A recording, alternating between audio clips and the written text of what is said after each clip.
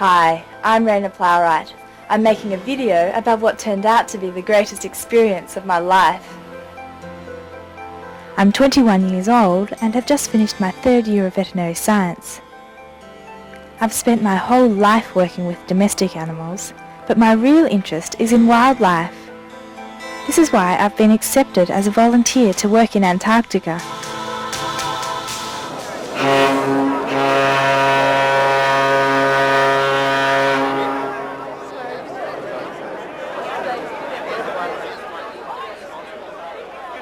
I'm about to board the Aurora Australis, the icebreaking ship that will take me all the way to Antarctica.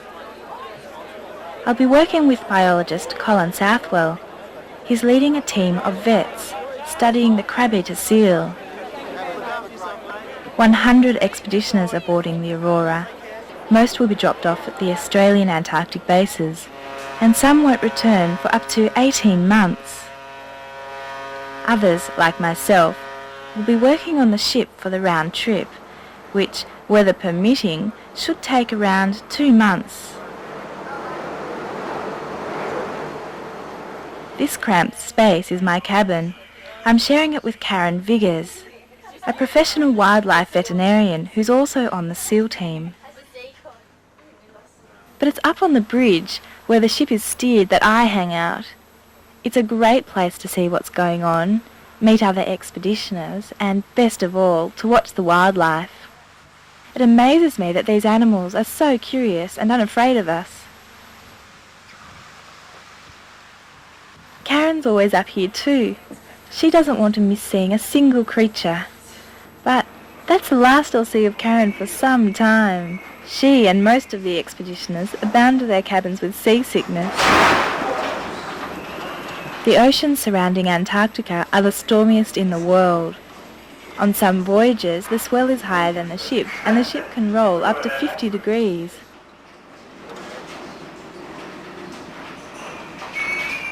I'm one of the few left standing. It's lucky I don't get seasick. But it gets rougher. At some times, so rough, the ship is closed up in case we're washed off. And, well, I do start to feel a bit queasy. We ride these stormy seas for 8 days. But when the temperature plummets below zero, things finally start to quieten down. And when the first snow petrel appears, I think we've got to be close to the ice now.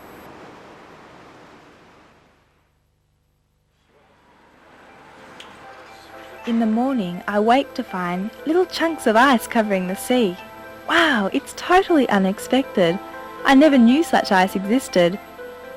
The air temperature is now -9 degrees and sea temperature -1.8, the point where salt water freezes. It's almost calm and Karen's feeling better. This is pancake ice. It's the weight of the ice that dampens the swell, relieving us all of seasickness.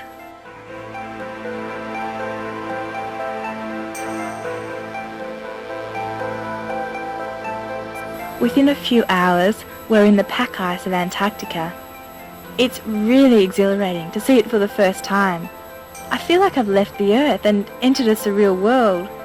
A world crowded with wildlife, surviving in conditions where we tropically adapted humans would survive only minutes.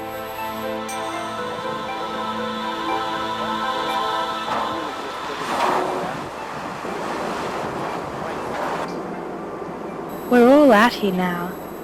It's -15 degrees, and with 6 layers of Antarctic clothing, we still have to entertain ourselves to keep warm.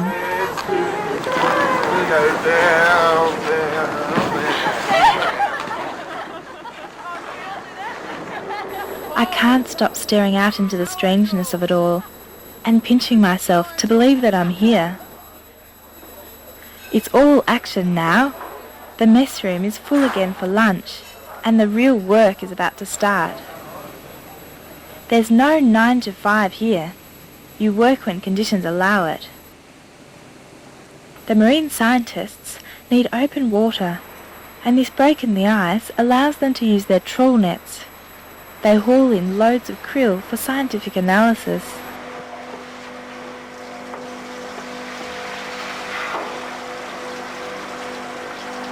It's hard to believe these humble crustaceans are the key to the entire Antarctic ecosystem. Every echelon of life here depends on them, from a 10-ton whale to these snow petrels. Krill is now being fished commercially before enough is known about its biology or abundance. We hope to answer these questions so that fisheries can be effectively managed for the protection of all Antarctic wildlife.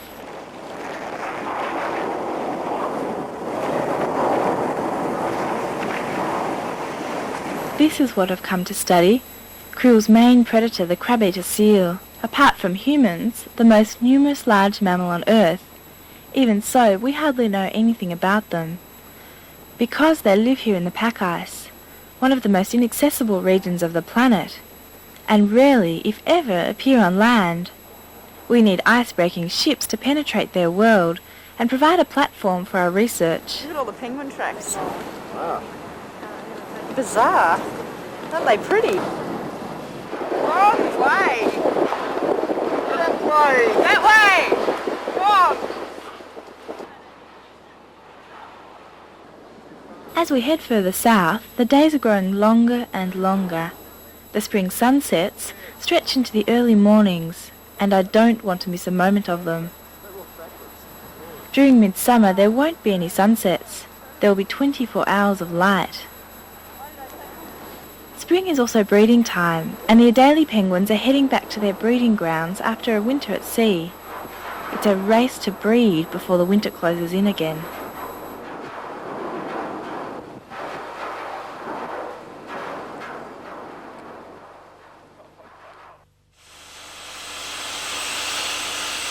It's time for our work to begin. Helicopter seal surveys. Colin is a population biologist. The main goal of his research is to estimate how many crab-eater seals are in Antarctica. When we see a seal, we press the sighting gun to the window, enter the seal species, crab-eater, leopard or Ross, into the datapad, and its position on the ice is automatically recorded on the computer.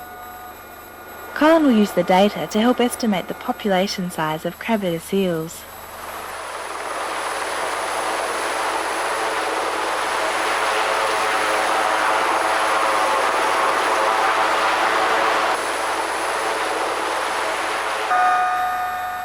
That hunk of metal down there is our lifeline, and away from it, I suddenly feel very isolated and vulnerable. There's an inconceivable enormity of space out there. If anything goes wrong, well, we're stuffed.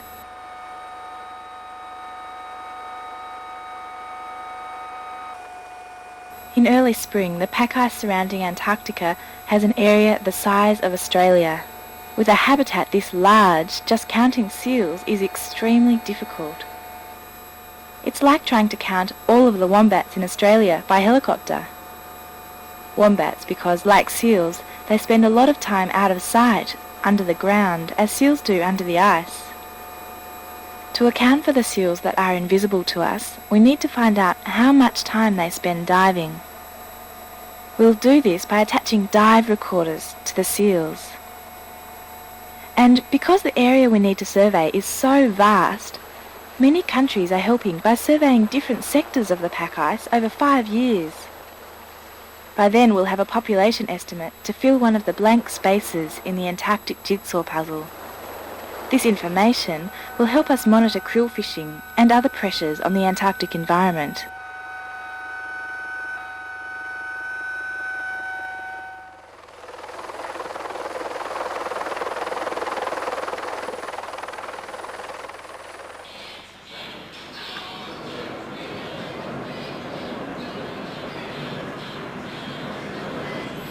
Tonight the weather closes in, and we can't see what's ahead. So rather than risk a collision with an iceberg, we park or heave to for the night. Meanwhile, it's masquerade night.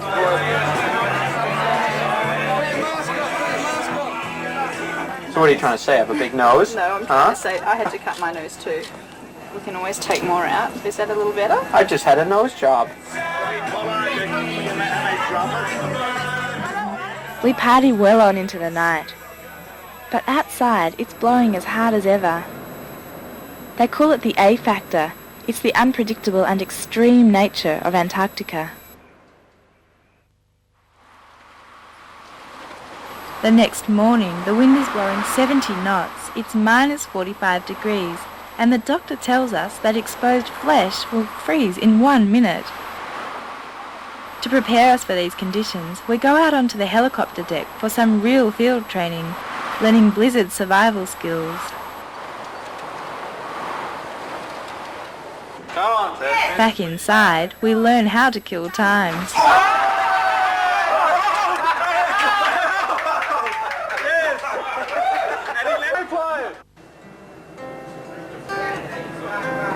That's really good. I realized because I kept meaning to do wash and things kept running into one another like I was supposed Like many before us, we don't know how long we'll be stuck in this blizzard. That's how the cabin squash was invented. We fit 60 people into a cabin built for 3. There are mechanics, vets, engineers, biologists, chefs, plumbers, glaciologists, surveyors, botanists, helicopter pilots, and more. In real life, would you ever find such an assortment of people in one room? 33. And so I was talking to Deb, and I thought I was off air. So I was saying things that I normally wouldn't say. At night, there are talks by expeditioners, like Nikki from Triple J. Well, let me just say that I absolutely died at the end of the conversation when she said, "Thanks, Nikki," and that was Nikki Gamble on board the Aurora Australis. And I was going, it's a journalist's first. For 2 days and 2 nights we wait. Now the word around the ship is that the barometer is rising, so there's hope for tomorrow.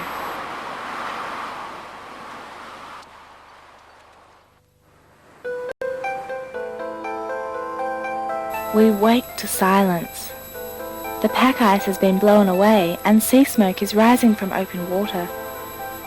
We carve through a thin layer called nihilus ice, which is forming on the surface. One of the most extraordinary things about the Antarctic landscape is that it changes from minute to minute. We are now travelling through an alley of glistening icebergs. They break away from glaciers around the Antarctic continent. Young ones are sheer-walled, but as they drift north with the currents, they erode, leaving jagged tops, spires, and all sorts of shapes. We keep our distance. There's much more of them hidden underwater than on top.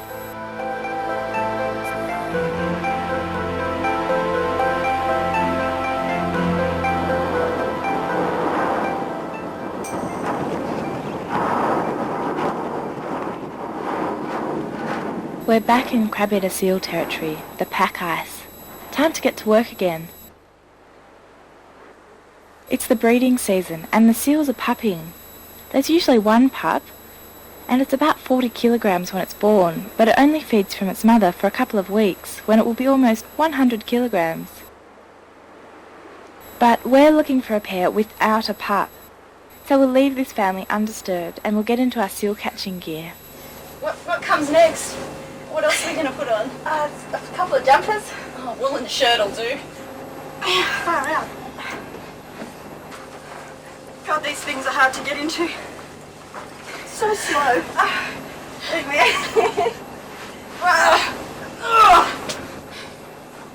Get that jumper on. Headband.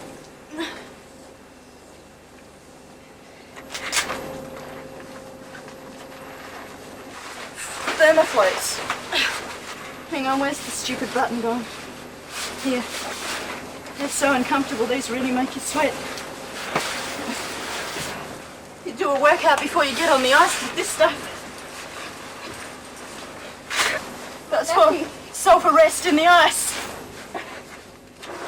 In the pocket, where you can easily access it. Camouflage overalls so seals can't see you on the ice. Got it. See, a seal would never recognize us as human beings. Gloves? Oh, boots. Oh no, boots. Here we go. Special Antarctic boots with boot chains to get bogged in the snow.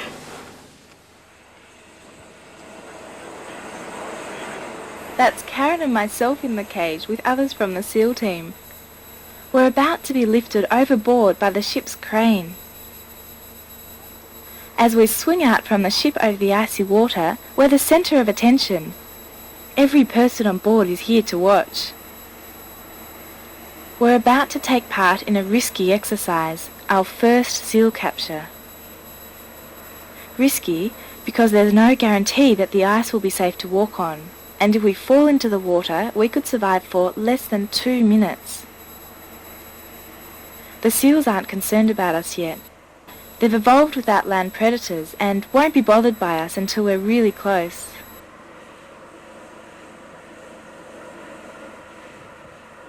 Another local, the emperor penguin, is all too curious about the action. The people with boards herd the seals towards Karen and I at the front of the net. Our plan is to capture only one so that we can sedate him. That's not easy as the seals won't leave each other's sides. Our inquisitive emperor penguin waddles over to see what the fuss is about and finds that we have captured and sedated our seal. The sedation is necessary to relieve stress while we attach a miniature transmitter called a dive recorder to his back. The glue we use is an epoxy resin, the same glue used to stick cat eyes to roads. When the glue's dry, the head bag is lifted and the seal's free to go. The transmitter will stay attached until the seal molts at the end of summer in about 3 months.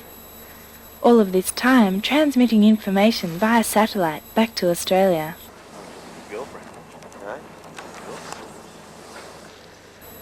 We attach more transmitters to seals. The transmitters don't interfere with the activity of seals in any way, so they'll continue their normal behaviour, such as diving up to 70 metres in search of krill. Every time they surface or haul out onto the ice, we'll know about it through these transmitters. With the information collected, Colin will be able to build a wider picture of the seal's role in the Antarctic ecosystem. We have 1 month in the pack ice as we head steadily west towards the Australian base Davis. We work the entire time.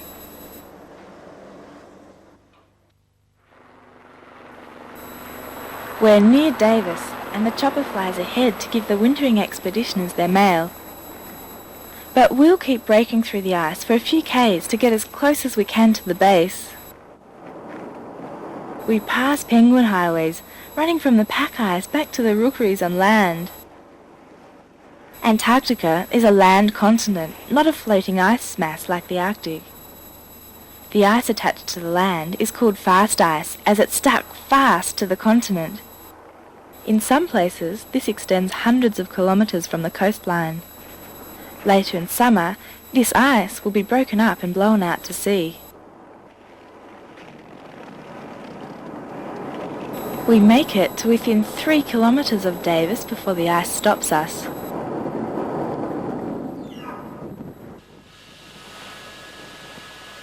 The unloading process begins immediately. We'll be parked here in the ice for 3 days, while the ship's crane unloads a year's worth of food and supplies, as well as expeditioners and tons of equipment.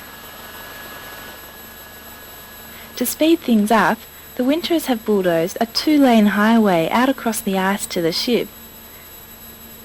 This road is more slippery than the ones I'm used to.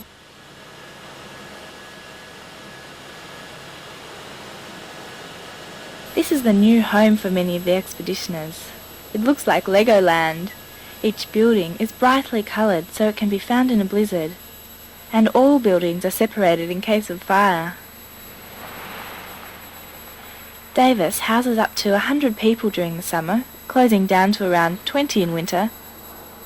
Davis is south of India on the map. They get Indian nightly news broadcasts. But many expeditioners don't live on the base. They live in the field, in huts called melons. Colin, Karen and I ski 7 kilometres from the station to this melon, on the edge of Magnetic Island. Inside is cramped, grubby and very, very cold. Peter, our guide here, lived in this melon for 6 months while studying penguins. You'd think it'd be a long 6 months, until you walk outside. We're on the doorstep of an Adelie penguin rookery.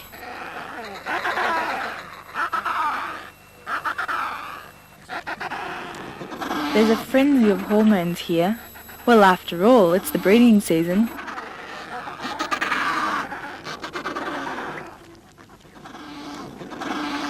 We sit for hours amongst the penguins, just watching them build their nests.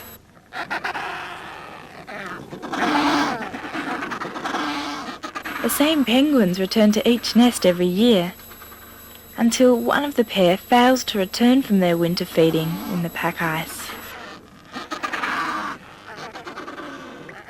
Our stay at Davis is drawing to a close, and some of the locals will be sorry when we go. This Weddell seal has been using the ship's trail as a breathing hole in the ice. Once we've gone, he'll have to gnaw his own way through the ice with his teeth. Unloading is right on schedule. 1 million litres of diesel fuel have been pumped to the station, enough to keep the generators going throughout winter. Without this fuel, the station would freeze, and a year's worth of station rubbish is being loaded for return to Australia. Resupply is almost finished, and we're called back to the ship. It's all happening too soon for me. There's so much more to see and learn, but the ship must move on, and there's more work for the SEAL team on the voyage home.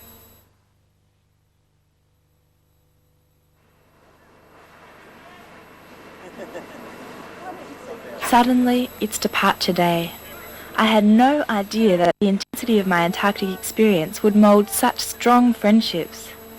Even though I've only known these people for 6 weeks, already some will remain lifelong friends. Whether you're male, female, young, old, a tradie or a scientist becomes irrelevant down here. It's as if the extreme environment levels people to an equal footing.